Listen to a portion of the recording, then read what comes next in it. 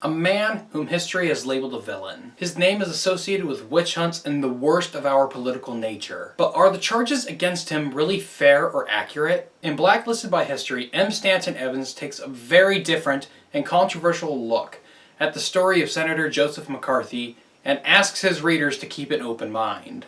My name is Grant, welcome to GH Books, and this is a book review.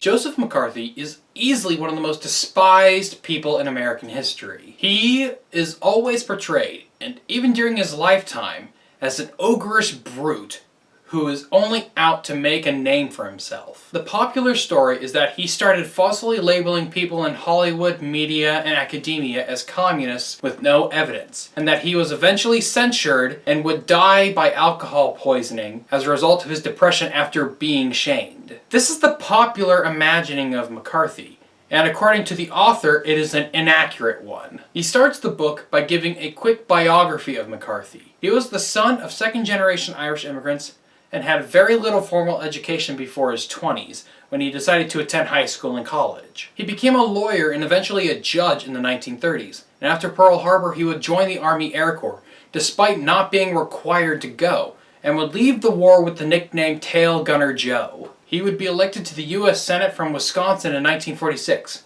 becoming the youngest serving senator at that time. I could give you a long story about McCarthy and all the times he was wronged. However, this book is a very dense, fact-riddled book. All the sources used in the writing of this book are declassified government documents. It's not some person with a secret diary revealing all the truths. It's actual public documents that are available for anyone to look at. And according to these sources, McCarthy was right about Soviet and communist infiltration of the federal government. Most of the suspects he named throughout the committee hearings in the Senate either had already been identified by the FBI as Soviet agents or would eventually be identified as Soviet agents. Now, the question I'm sure you're asking is, if McCarthy was right, then why does nobody know it? I think it is because for such a long time, we have had the raving McCarthy lunatic narrative bombarded at us for so long that we assume it must be right. I also think it's because that other than this work,